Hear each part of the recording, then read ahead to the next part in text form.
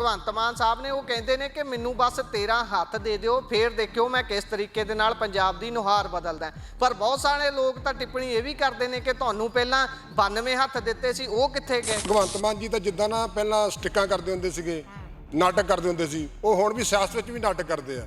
ਹੁਣ ਵੀ ਲੋਕਾਂ ਨੂੰ ਮੂਰਖ ਬਣਾਈ ਜਾਂਦੇ ਆ। 2-2 ਘੰਟੇ ਆਪ ਸਪੀਚ ਕਰਦੇ ਆ, ਕਿਸੇ ਨੂੰ ਮੌਕਾ ਨਹੀਂ ਦਿੰਦੇ। ਇਹਨਾਂ ਦੇ ਪਹਿਲਾਂ 92 MLA ਬਣੇ, ਹੁਣ ਇਹ ਕਹਿ ਰਿਹਾ ਜੀ ਸਾਨੂੰ 13 MP ਬਣਾ ਦਿਓ ਤਾਂ ਅਸੀਂ ਆਹ ਕਰ ਦਾਂਗੇ, ਉਹ ਕਰ ਦਾਂਗੇ। ਯਾਰ ਪਹਿਲਾਂ ਤਾਂ ਤੁਹਾਡੇ ਕੋਲ ਕੁਝ ਹੋਇਆ ਨਹੀਂ। ਦੇਖੋ ਜੀ, ਜੇ 92 ਸੀਟਾਂ ਲੈ ਕੇ ਵੀ ਪੰਜਾਬ ਦੇ ਲੋਕਾਂ ਲਈ ਉਹ ਗੱਲ ਨਹੀਂ ਕਰ ਸਕਿਆ ਭਗਵੰਤ ਮਾਨ ਦੀ ਸਰਕਾਰ, ਤੇ ਹੁਣ 13 ਸੀਟਾਂ ਨਾਲ ਕੋਈ ਐਡਾ ਫਰਕ ਨਹੀਂ ਪੈ ਜਾਣਾ, ਕਿਉਂਕਿ ਕੱਲ੍ਹ ਹੀ ਕਾਂਗਰਸ ਤੋਂ ਦੁਖੀ ਹੋ ਕੇ ਲੋਕਾਂ ਨੇ ਇੱਕ ਤੀਜਾ ਬਦਲ ਲੈ ਕੇ ਆਂਦਾ ਸੀ। ਦੁਖੀ ਹੋ ਕੇ ਲੋਕਾਂ ਨੇ ਵੋਟਾਂ ਦੇਣ ਪਈਆਂ ਆਮ ਪਾਰਟੀ ਨੂੰ, ਪਰ ਕੰਮ ਉੱਥੇ ਖੜਾ, ਕੰਮ ਨਹੀਂ ਬਦਲਿਆ। ਨਸ਼ੇ ਦੀ ਗੱਲ ਕੀਤੀ, ਨਸ਼ਾ ਉੱਦਾਂ ਹੀ ਵਿਕਦਾ। ਜਿਹੜੇ ਨਸ਼ੇ ਵੇਚਦੇ ਬੰਦੇ ਉਹ ਟੌਰ ਚਾਹ ਪੀਂਦੇ ਜਾਣਗੇ, ਦਫ਼ਤਰ ਜਾਣਗੇ, SHO ਬੈਠਾਂ ਦਾ, DSP ਬੈਠਾਂ ਦਾ, ਚਾਹ ਟੌਰ ਨਾਲ ਪੀਂਦੇ ਬਹਿ ਗਏ। ਇਹਦਾ ਬੇੜਾ ਬਹਿ ਗਿਆ ਸਰਕਾਰ ਦਾ, ਬੈਠਾ ਪੂਰਾ ਬਹਿ ਗਿਆ। ਹੁਣ ਲੋਕਾਂ ਨੇ ਵੋਟਾਂ ਇਹਨੂੰ ਨਹੀਂ ਪਾਉਣੀ ਜਾਂਦੀ।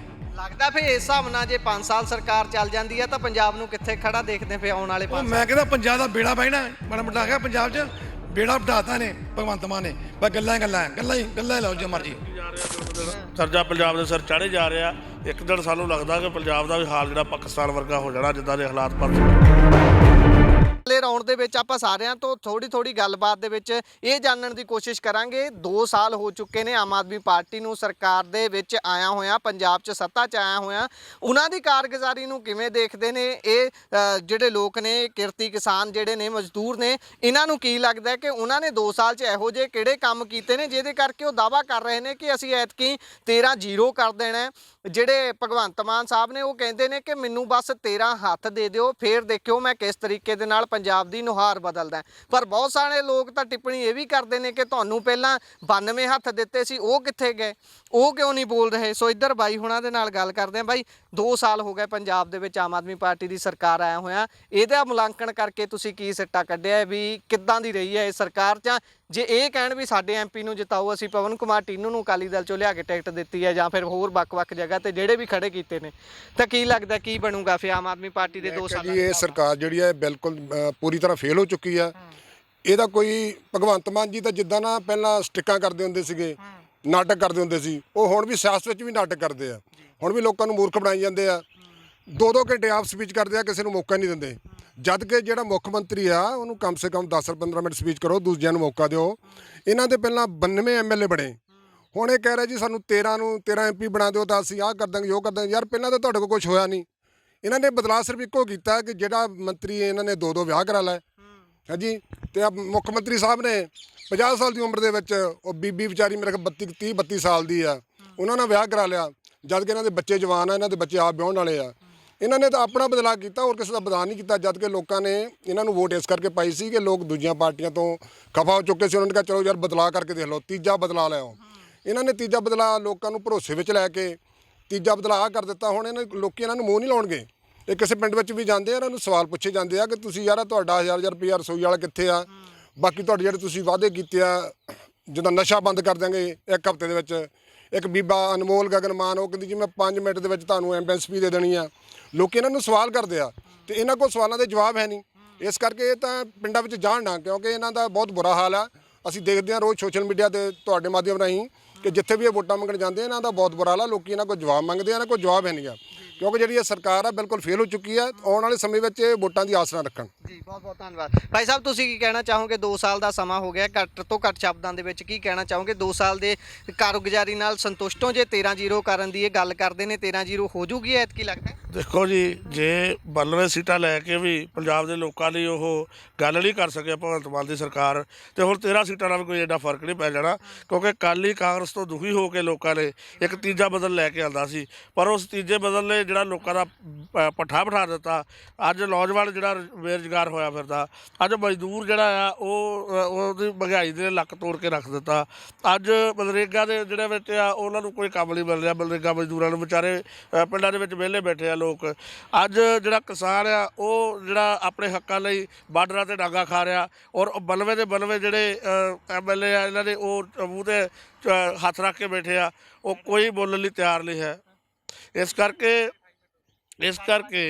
ਜੇ ਇਹਨਾਂ ਨੇ 92 ਵਾਲੇ ਕੁਛ ਨਹੀਂ ਕੀਤਾ ਤਾਂ ਹੁਣ 13 ਨੂੰ ਇਹ ਕੁਛ ਨਹੀਂ ਕਰਨਾ। ਇਸ ਕਰਕੇ ਸਾਨੂੰ ਲੱਗਦਾ ਆ ਕਿ ਜਿਹੜੇ ਇਹ ਸਰਕਾਰ ਵੀ ਜਿਹੜੀ ਆ ਉਹ ਕੇਂਦਰ ਸਰਕਾਰ ਦੀਆਂ ਨੀਤੀਆਂ ਨੂੰ ਪੰਜਾਬ ਦੇ ਵਿੱਚ ਲਾਗੂ ਕਰ ਰਹੀ ਆ। ਪਿਛਲੇ ਦਿਨੀ ਜਿਹੜਾ 26 ਮੰਡੀਆਂ ਜਿਹੜੀਆਂ ਕਾਰਪੋਰੇਟ ਘਰਾਣਿਆਂ ਦੇ ਹਵਾਲੇ ਕਰ ਦਿੱਤੀਆਂ ਸੀ, ਜਿੱਥੇ ਕਿਸਾਨਾਂ ਨੇ ਜਦੋਂ ਵਿਰੋਧ ਕੀਤਾ ਤਾਂ ਇਸ ਸਰਕਾਰ ਨੂੰ ਦੁਬਾਰਾ ਜਿਹੜਾ ਨੋਟੀਫਿਕੇਸ਼ਨ ਵਾਪਸ ਲੈਣਾ ਪੈ ਗਿਆ ਸੀ। ਉਹ ਨੋਟੀਫਿਕੇਸ਼ਨ ਨੂੰ ਰੱਦ ਕਰਕੇ ਦੁਬਾਰਾ ਨੋਟੀਫਿਕੇਸ਼ਨ ਜਿਹੜਾ ਉਹ ਕੀਤਾ ਕਿ ਉਹ 26 ਮੰਡੀਆਂ ਦੁਬਾਰਾ ਜਿਹੜੀਆਂ ਮਾਰਕੀਟ ਕਮੇਟੀਆਂ ਨੂੰ ਦੇ ਦਿੱਤੀਆਂ, ਲੇਕਿਨ ਉਹ ਵੀ ਕਾਰਪੋਰੇਟ ਘਰਾਣਿਆਂ ਨੂੰ ਦੇ ਰਹੇ ਸੀ। ਇਹ ਕੇਂਦਰ ਦੇ ਲੀਹਾਂ ਤੇ ਚੱਲ ਰਹੀ ਹੈ ਪੰਜਾਬ ਦੀ। ਕੁੱਲ ਮਿਲਾ ਕੇ ਤੁਸੀਂ ਅਸੰਤੁਸ਼ਟ ਹੋ ਆਮ ਆਦਮੀ ਪਾਰਟੀ ਬਿਲਕੁਲ ਜੀ, ਬਿਲਕੁਲ ਜੀ। ਤੁਸੀਂ ਕੀ ਕਹਿਣਾ ਚਾਹੁੰਦੇ ਹੋ ਬਾਈ ਸਾਹਿਬ ਇਸ ਆਮ ਆਦਮੀ ਪਾਰਟੀ ਦੀ 2 ਸਾਲਾਂ ਦੀ ਕਾਰਗੁਜ਼ਾਰੀ ਦੇ ਮੈਂ ਬਹੁਤੀ ਗੱਲ ਲੰਬੀ ਨਹੀਂ ਕਰਨੀ ਚਾਹੁੰਦਾ। ਜਿਹੜੀਆਂ ਸਰਕਾਰਾਂ ਪਹਿਲੋਂ ਆਈਆਂ ਲੋਕੀ ਦੁਖੀ ਬਹੁਤ ਹੋ ਗਏ ਸੀਗੇ, ਠੀਕ ਆ। ਦੁਖੀ ਹੋ ਕੇ ਲੋਕਾਂ ਨੇ ਵੋਟਾਂ ਦੇਣ ਪਈਆਂ ਆਮ ਪਾਰਟੀ ਨੂੰ, ਪਰ ਕੰਮ ਉੱਥੇ ਖੜਾ, ਕੰਮ ਨਹੀਂ ਬਦਲਿਆ। ਨਸ਼ੇ ਦੀ ਗੱਲ ਕੀਤੀ, ਨਸ਼ਾ ਉੱਦਾਂ ਹੀ ਵਿਕਦਾ। ਪ੍ਰਸ਼ਾਸਨ ਤੇ ਕੋਈ ਕੰਟਰੋਲ ਨਹੀਂਗਾ। ਪੁਲਿਸ ਨਸ਼ਾ ਭਗਾਉਂਦੀ ਆ, ਆਪ ਪੁਲਿਸ ਨਸ਼ਾ ਭਗਾਉਂਦੀ ਆ। ਜਿਹੜੇ ਨਸ਼ੇ ਵੇਚਦੇ ਬੰਦੇ ਉਹ ਟਾਇਰ ਟੌਰ ਚਾਹ ਪੀਂਦੇ ਜਾਣਗੇ, ਦਫ਼ਤਰ ਜਾਣਗੇ, SHO ਬੈਠਾਂ ਦਾ, DSP ਬੈਠਾਂ ਦਾ, ਚਾਹ ਟੌਰ ਨਾਲ ਪੀਂਦੇ ਬਹਿ ਕੇ। ਨਸ਼ਾ ਹਟ ਜੂਗਾ? ਕਦੀ ਨਹੀਂ ਹਟੂਗਾ। ਲੋਕਾਂ ਦੇ ਬੱਚੇ ਮਰ ਰਹੇ ਆ, ਉਹੀ ਹਾਲਾਤ ਪੈਦਾ ਹੋ ਰਿਹਾ, ਕੋਈ ਨੌਕਰੀ ਨਹੀਂ ਕਿਸੇ ਨੂੰ ਮਿਲ ਰਹੀ। ਇਹਦਾ ਮਤਲਬ ਸੀ ਸਰਕਾਰ ਬਣ ਗਈ ਆ ਤੇ ਲਾਵੇ ਇੰਡਸਟਰੀ ਪੰਜਾਬ ਦੇ ਵਿੱਚ ਲੋਕ ਰੁਜ਼ਗਾਰ ਪ੍ਰਾਪਤ ਕਰਨ, ਲੋਕੀ ਰੋਟੀ ਖਾਣ ਲੱਗੇ। ਆ ਕਣਕ ਦੀ 5 ਕਣਕ ਲਾ 5 ਕਿਲੋ, ਕੀ ਕੰਮ ਹੈ? ਕੋਈ ਕੰਮ ਹੈਗਾ? ਅਸੀਂ ਆਟਾ ਦੇਾਂਗੇ ਕਹਿੰਦੇ ਪੀ ਕੇ ਆਟਾ। ਅਸੀਂ ਆਟਾ ਵੀ ਮੰਗਦੇ, ਅਸੀਂ ਕਣਕ ਨਹੀਂ ਮੰਗਦੇ, ਅਸੀਂ ਰੁਜ਼ਗਾਰ ਮੰਗਦੇ ਆ। ਸਾਨੂੰ ਮਿਲੇ ਰੁਜ਼ਗਾਰ, ਅਸੀਂ ਆਪਣਾ ਕੰਮ ਕਰੀਏ, ਰੋਟੀ ਘੱਟ ਕੇ ਖਾਈਏ, ਆਪ ਕਮਾ ਖਾਈਏ। ਮਤਲਬ ਕਿ ਤੁਸੀਂ ਸੰਤੁਸ਼ਟ ਨਹੀਂ ਹੋਏ? ਨਾ ਜੀ, ਨਾ ਜੀ, ਨਾ ਜੀ। ਇਹਦਾ ਬੇੜਾ ਬਹਿ ਗਿਆ ਸਰਕਾਰ ਦਾ, ਬੈਠਾ ਪੂਰਾ ਬਹਿ ਗਿਆ। ਹੁਣ ਲੋਕਾਂ ਨੇ ਵੋਟਾਂ ਇਹਨੂੰ ਨਹੀਂ ਪਾਉਣੀ ਜਾਂਦੀ। ਲੱਗਦਾ ਫਿਰ ਇਸ ਹਿਸਾਬ ਨਾਲ ਜੇ 5 ਸਾਲ ਸਰਕਾਰ ਚੱਲ ਜਾਂਦੀ ਹੈ ਤਾਂ ਪੰਜਾਬ ਨੂੰ ਕਿੱਥੇ ਖੜਾ ਦੇਖਦੇ ਫਿਰ ਆਉਣ ਵਾਲੇ 5 ਸਾਲ? ਮੈਂ ਕਹਿੰਦਾ ਪੰਜਾਬ ਦਾ ਬੇੜਾ ਬਹਿਣਾ ਮਾੜਾ ਮੋਟਾ ਹੈਗਾ। ਪੰਜਾਬ 'ਚ ਬੇੜਾ ਬਿਠਾਤਾ ਨੇ ਭਗਵੰਤ ਮਾਨ ਨੇ, ਬਸ ਗੱਲਾਂ ਹੀ ਲਾਓ ਜੋ ਮਰਜੀ। ਜਾ ਰਿਹਾ ਦਿਨ ਬ ਦਿਨ ਕਰਜ਼ਾ ਪੰਜਾਬ ਦੇ ਸਿਰ ਚਾੜੇ ਜਾ ਰਿਹਾ। ਇੱਕ ਦਿਨ ਸਾਨੂੰ ਲੱਗਦਾ ਕਿ ਪੰਜਾਬ ਦਾ ਵੀ ਹਾਲ ਜਿਹੜਾ ਪਾਕਿਸਤਾਨ ਵਰਗਾ ਹੋ ਜਾਣਾ, ਜਿੱਦਾਂ ਦੇ ਹਾਲਾਤ ਜਿਸ ਪਾਸੇ ਨੂੰ ਸਰਕਾਰਾਂ ਲੈ ਕੇ ਜਾ ਰਹੀਆਂ। ਬਹੁਤ ਬਹੁਤ ਧੰਨਵਾਦ। ਤੁਸੀਂ ਕੀ ਕਹਿਣਾ ਚਾਹੁੰਦੇ ਹੋ 2 ਸਾਲ ਦੀ? ਕਹਿਣਾ ਚਾਹੁੰਦਾ ਕਿ ਸਰਕਾਰ ਜਿਹੜੀ ਆ, ਸਰਕਾਰ ਨੇ ਜਿਹੜੇ ਲੋਕਾਂ ਦੇ ਨਾਲ ਵਾਅਦੇ ਕੀਤੇ ਆ ਉਹਨੇ ਪੂਰੀ ਤਰ੍ਹਾਂ ਫੇਲ ਹੋਈ ਆ। ਲੋਕਾਂ ਨੂੰ ਰੁਜ਼ਗਾਰ ਦੇਣ 'ਚ, ਨੌਜਵਾਨਾਂ ਨੂੰ ਨੌਕਰੀਆਂ ਦੇਣ ਦੇ ਵਿੱਚ, ਲੋਕਾਂ ਨੂੰ ਸਿਹਤ ਸਹੂਲਤ ਦੇਣ ਦੇ ਵਿੱਚ ਪੂਰੀ ਤਰ੍ਹਾਂ ਜਿਹੜੀ ਸਰਕਾਰ ਫੇਲ ਹੋਈ ਆ, ਕਿਉਂਕਿ ਗਰੰਟੀ ਤਾਂ ਇੱਕ ਵੀ ਨਹੀਂ ਪੂਰੀ ਹੋਈ। ਜਿੱਥੇ ਸਰਕਾਰ ਲੋਕਾਂ ਨੂੰ ਸਾਰੇ ਰੁਜ਼ਗਾਰ ਦੀ, ਸਿਹਤ ਸਹੂਲਤ ਦੀ ਗੱਲ ਕੀਤੀ ਸੀ, ਉਹ ਤੋਂ ਸਾਰੀਆਂ ਫੇਲ ਹੋਈਆਂ। ਜਿਹੜਾ ਕਹਿੰਦਾ ਸੀਗਾ ਕਿ ਹੁਣ ਜਿਹੜਾ ਜਿਸ ਤਰ੍ਹਾਂ ਤੁਸੀਂ ਕਹਿੰਦੇ ਕਿ 13 ਜਿਤਾ ਕੇ ਦੇ ਦਿਓ, ਫਿਰ ਦੇਖੋ ਕੀ ਹੁੰਦਾ। 13 ਹੱਥ ਕਹਿੰਦੇ ਮੈਨੂੰ ਦੇ ਦਿਓ, ਇਹਨਾਂ ਨੂੰ ਮੈਂ ਪਾਸਵਰਡ ਦੇ ਦੂੰਗਾ, ਵੀ ਉੱਥੋਂ ਪੈਸੇ ਲੈਣੇ ਕਿੱਦਾਂ? ਲੋਕਾਂ ਨੇ ਤਾਂ ਇਹਨਾਂ ਨੂੰ 92 ਦਿੱਤੇ ਸੀਗੇ।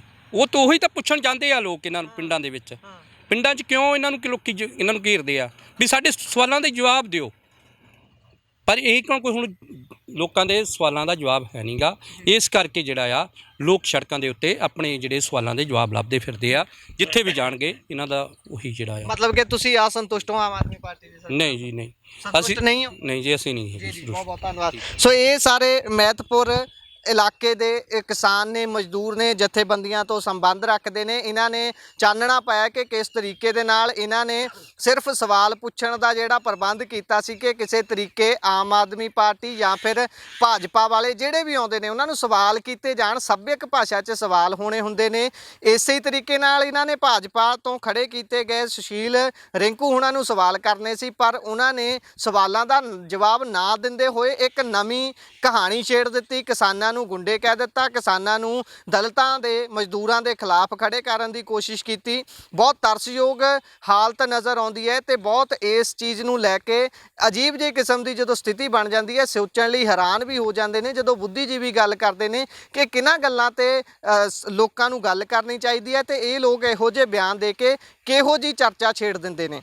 ਸੋ ਸਾਰੇ ਬਾਬਤ ਤੁਸੀਂ ਇਹਨਾਂ ਲੋਕਾਂ ਦੇ, ਇਹਨਾਂ ਮਜ਼ਦੂਰਾਂ ਦੇ ਤੇ ਕਿਸਾਨਾਂ ਦੇ ਵਿਚਾਰ ਸੁਣੇ ਨੇ। ਇਹਨਾਂ ਨੇ ਜੋ ਕੁਝ ਵੀ ਦੱਸਿਆ, ਤੁਹਾਨੂੰ ਕਿਹੋ ਜਿਹੀ ਲੱਗੀ ਹੈ ਗੱਲਬਾਤ, ਤੁਸੀਂ ਆਪਣੇ ਵਿਚਾਰ ਰਾਹੀਂ ਟਿੱਪਣੀਆਂ ਸੱਭਿਅਕ ਭਾਸ਼ਾ ਦੇ ਵਿੱਚ ਸਾਡੇ ਨਾਲ ਦਰਜ ਕਰਵਾ ਸਕਦੇ ਹੋ। ਜੁੜੇ ਰਹੋ ਪੰਜਾਬੀ ਰੇਡੀਓ ਤੇ ਪੰਜਾਬੀ TV USA ਦੇ ਨਾਲ। ਧੰਨਵਾਦ। ਸਤਿ ਸ਼੍ਰੀ ਅਕਾਲ।